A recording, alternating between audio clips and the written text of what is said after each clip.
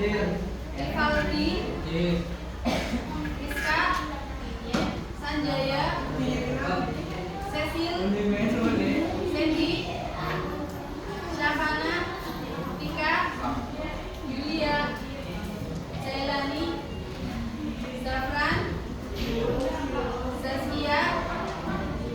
Oke, hadir semua ya. Sandy hadir ya, tadi Sandy udah ya. Oke, hadir semua. Alhamdulillah nggak ada yang lupa ya. Oke, hari ini Bu Nisa akan menyampaikan materi baru ya. Kemarin kita sudah belajar berpikir komputasional. Ya.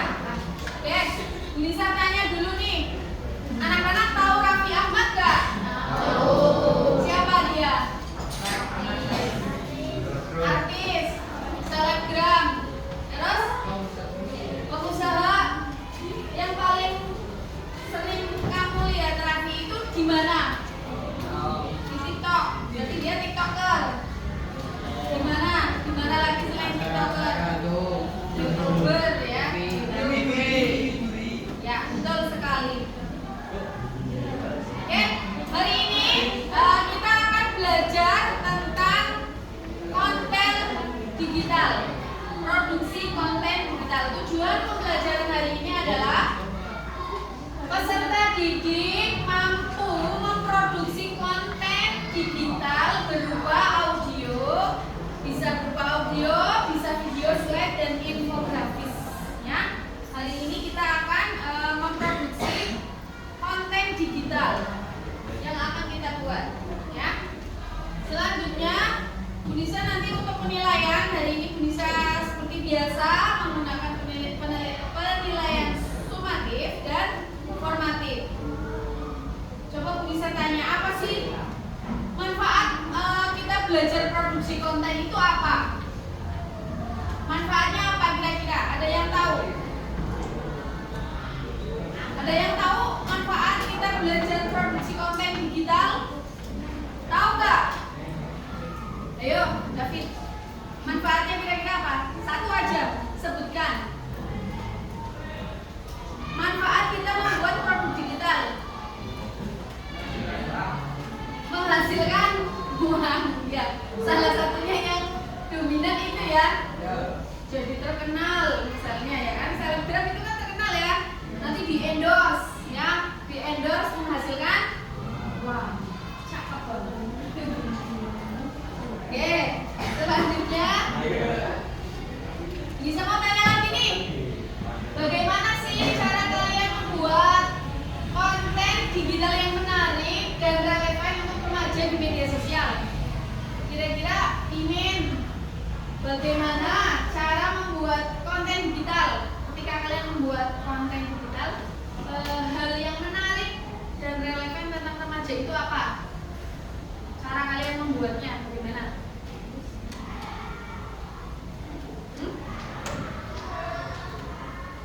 Menentukan tema ya. Kira-kira kalau Bu Nisa mau menjadi selebgram, passion Bu Nisa di mana nih? Apa masak? Apa beauty, skincare gitu ya? Kalau remaja kira-kira apa? Passion remaja? Velocity, terus membagi tips, mungkin ya, tips belajar gitu ya, tips menjadi anak yang tekun dan lain-lain, itu juga bisa kalian gunakan itu, tema-tema itu ya. Oke.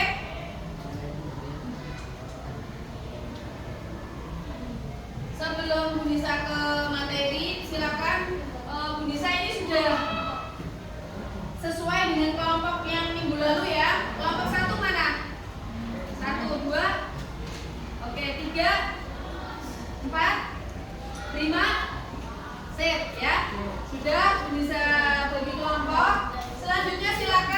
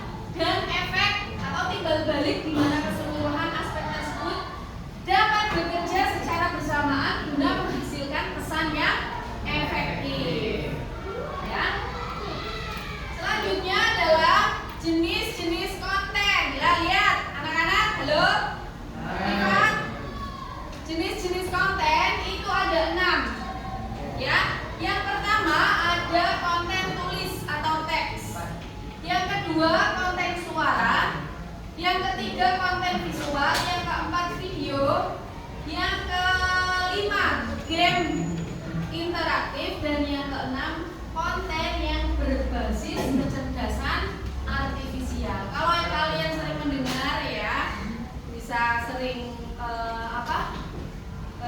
memberikan pemahaman ya, kita jangan menyebutnya AI lagi, tapi kecerdasan artifisial ya. Hal yang harus diperhatikan dalam pembuatan konten ya adalah strategi dalam penyusunan pesannya. Apa saja? Yang pertama, penentuan tujuan ya. Kemudian yang kedua, target audiens. Kalau kalian usia remaja, target audiennya yang paling tepat itu apa? Misalnya kalau target audiennya semua umur, kira-kira untuk semua umur konten yang paling sesuai itu apa? Ya, kamu perhatikan itu. Kemudian penulisan dengan gaya bercerita, ya, fokus pada inti pesan, nilai emosional, manfaat isi pesan, kemudian visual yang menarik dan relevan. Ini editing nih. Yang terakhir ini proses editingnya sehingga menghasilkan produk konten yang layout. Menurut bahasa memiliki arti tata letak, sedangkan menurut istilah layout merupakan kegiatan untuk menyusun, menata, mengatur, dan memadukan unsur-unsur komunikasi grafis, teks, gambar, bidang, dan lain-lain menjadi komposisi karya visual yang komunikatif, estetik, persuasif, dan menarik. Selanjutnya, prinsip-prinsip dalam penyusunan tata letak atau layout ya. Yang pertama adalah kesatuan dan keselarasan. Kesatuan atau unity merupakan salah satu prinsip yang menekankan pada keselarasan unsur-unsur yang disusun. Desain bisa dikatakan menyatu apabila secara keseluruhan tampak harmonis. Ya, ini layoutnya ya. Kemudian yang kedua, balance, keseimbangan. Keselarasan merupakan prinsip desain yang dapat diartikan sebagai keteraturan tatanan di antara bagian satu dengan bagian yang lain pada suatu karya. Keselarasan dalam desain merupakan pembentukan unsur-unsur keseimbangan, keteraturan, kesatuan, dan perpaduan yang mana masing-masing prinsip desain bisa saling mengisi. Ya. Yang ketiga ada kesebandingan, proportion. Kesebandingan atau proporsi merupakan perbandingan ukuran yang digunakan untuk menentukan perbandingan yang dianggap tepat antara panjang dengan lebar, bagian satu dengan bagian lain, atau bagian dengan unsur secara keseluruhan. Prinsip yang keempat, irama. Ya, ritme. Irama adalah pola tata letak atau layout yang dibuat dengan melakukan pengulangan unsur-unsur tata letak secara teratur agar menciptakan kesan yang menarik. Irama menyebabkan kita dapat merasakan adanya pergerakan, getaran, atau perpindahan dari unsur satu ke unsur lain. Irama visual tersebut dapat berupa repetisi maupun variasi. Yang kelima, penekanan atau fokus dominasi. Nah, ini salah satu prinsip dasar tata rupa yang harus ada dalam karya seni dan desain. Dominasi berasal dari kata dominan yang berarti keunggulan. Sifat unggul dan istimewa ini akan menjadikan suatu unsur menarik dan pusat perhatian. Dominasi mempunyai beberapa tujuan, yaitu untuk menarik perhatian, menghilangkan kebosanan, dan memecah keteraturan. Yang keenam, kontras. Dikontrasin ya nanti hasil produksinya. Adanya perbedaan yang mencolok pada beberapa unsur tata letak. Kontras dapat Anda lakukan dengan beberapa cara, misalnya menggunakan warna yang berbeda sehingga lebih mencolok. Untuk ukuran foto atau ilustrasi dibuat besar, di antara yang kecil. Menggunakan pilihan font, gaya tulisannya ya, yang berbeda tipe font maupun ukurannya, mengganti irama serta arah. Dan yang ketujuh terakhir, prinsip-prinsip dan dalam penyusunan tata letak adalah repetisi atau repetition. Adalah sebuah permainan pengulangan dalam rangkaian komposisi desain. Repetisi digunakan agar setiap elemen desain mempunyai kesatuan dan terikat antara elemen satu dengan elemen lain, misalnya repetisi warna pada bentuk yang berbeda, repetisi garis dengan dimensi yang sama pada warna yang berbeda, repetisi white space, repetisi tekstur, dan lainnya. Nah, lihat anak-anak, halo? Hai. Beberapa alat dan platform untuk produksi konten digital meliputi ada text editor dan blog, ada perangkat lunak desain grafis, perangkat lunak pengeditan, ya, ada perangkat lunak pengeditan audio, alat animasi dan 3 dimensi, kemudian perangkat lunak tangkap layar. Nah,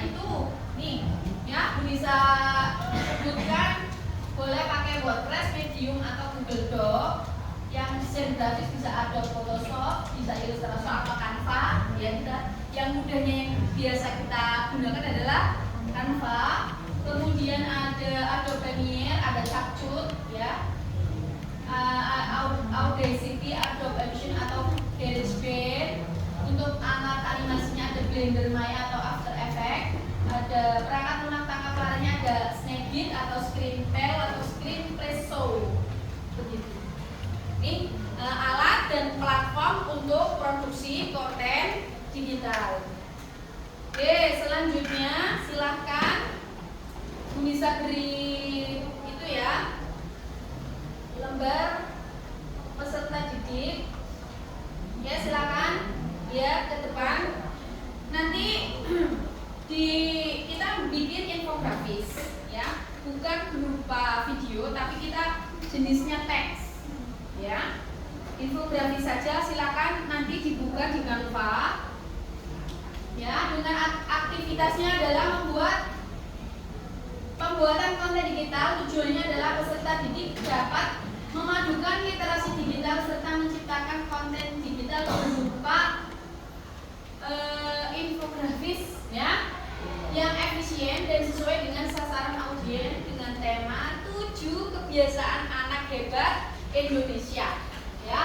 Alatnya kamu cukup pakai Canva aja ya. Kemudian langkah-langkahnya ini lihat, langkah-langkah membuat produksinya. Tentukan tujuan infografisnya ya. Kemudian kenali target audiens, riset dan susun naskah. Tentukan formatnya. Siapkan alat dan tim. Produksi ya. Kamu membuat narasi saja. 7 kebiasaan anak hebat Indonesia. Ya, setelah pasca produksi kamu review. Silakan HP-nya dikeluarkan. Kita akan membuat infografis berupa 7 kebiasaan anak hebat Indonesia. Ini bisa ada contoh 1 poster 7 kebiasaan anak hebat Indonesia. Nah, yang pertama apa ya? Bangun pagi ya. Yang kedua beribadah. Yang ketiga apa itu? Berolahraga ya. Yang keempat apa itu? Makan makanan sehat dan bergizi. Kemudian yang kelima gemar belajar ya. Yang keenam adalah bermasyarakat ya. Dan yang ketujuh perhatikan, tidur cepat ya. Silakan dibuat infografis. Kamu boleh rujukan desainnya dari Google atau ChatGPT yang sudah pernah bisa sampaikan. Boleh kamu referensi gambarnya, boleh di situ. Silakan. Bisa beri waktu 20 menit dari sekarang. 20 menit. Silakan dikerjakan.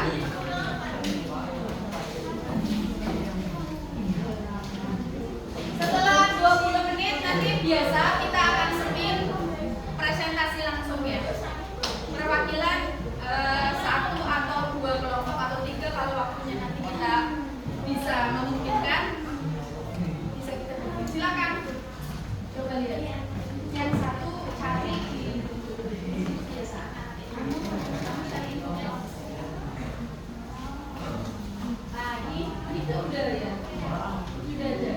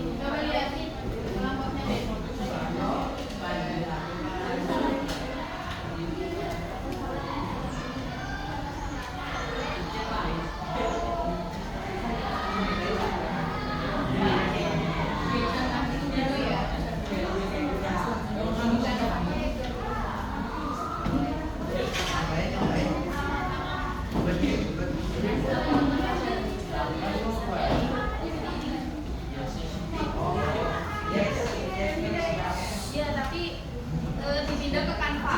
Tidak apa ya, poster atau infografis. Diedit ini.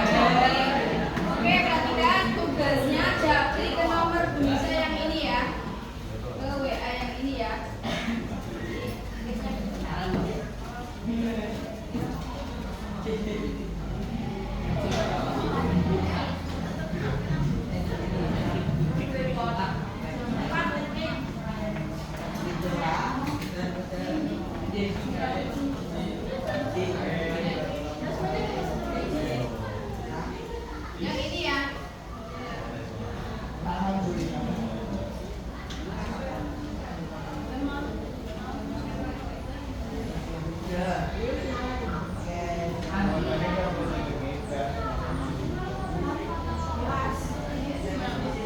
Kalau kamu punya channel sendiri misalnya ya, bisa tips belajar gitu, nanti pakainya Canva, tips anak pintar.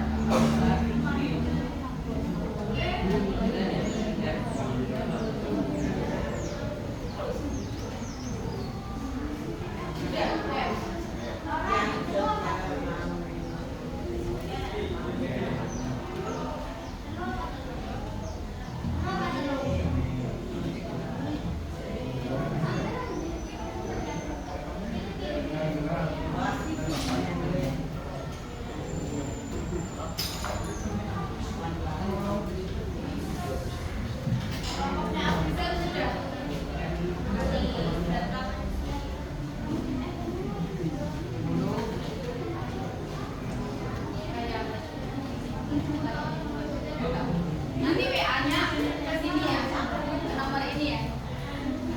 Kalau sudah jadi, boleh WA-nya ke nomor ini. Nanti kita spin lagi siapa yang maju.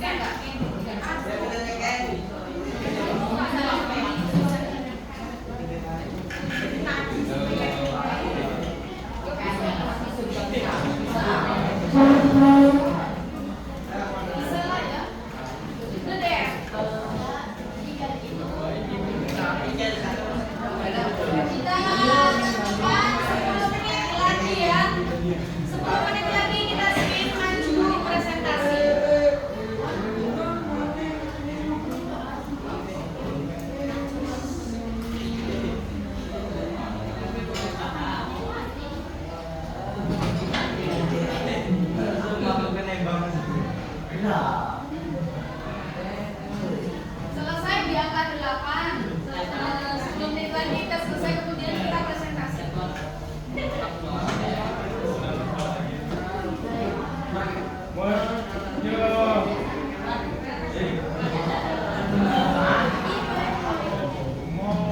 Tapi jangan bisa.